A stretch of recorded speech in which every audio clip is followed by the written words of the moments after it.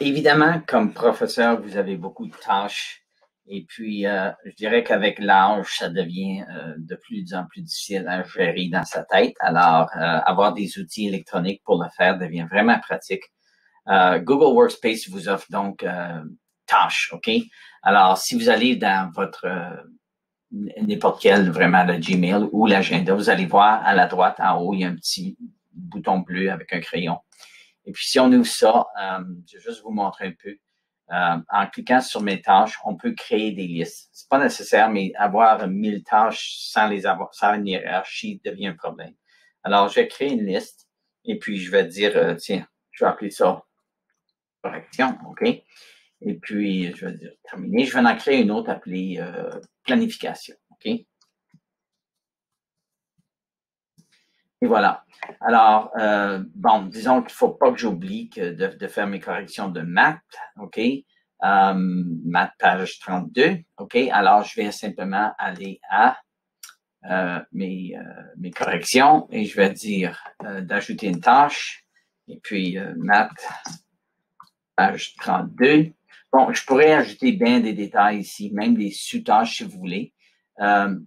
Mais je vais pas le faire, c'est pas nécessaire. Je pense avec un nom qui est descriptif. Mais je vais ajouter une heure. Je vais dire, il faut absolument que je fasse ça avant mardi soir, OK? Ou avant mardi.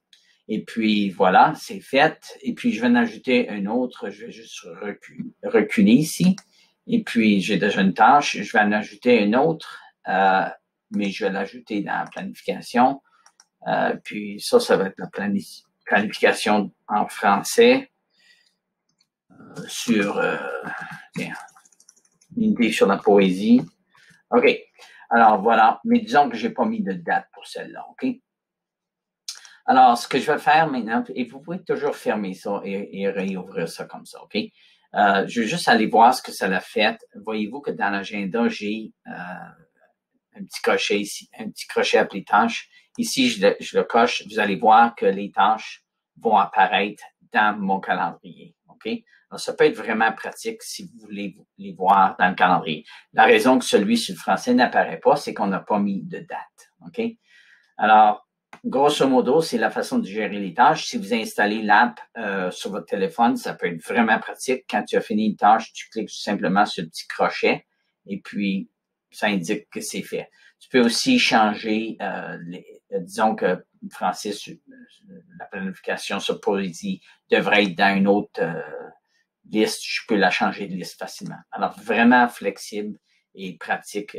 Personnellement, je ne pourrais pas vivre sans cette composante-là de Google Workspace.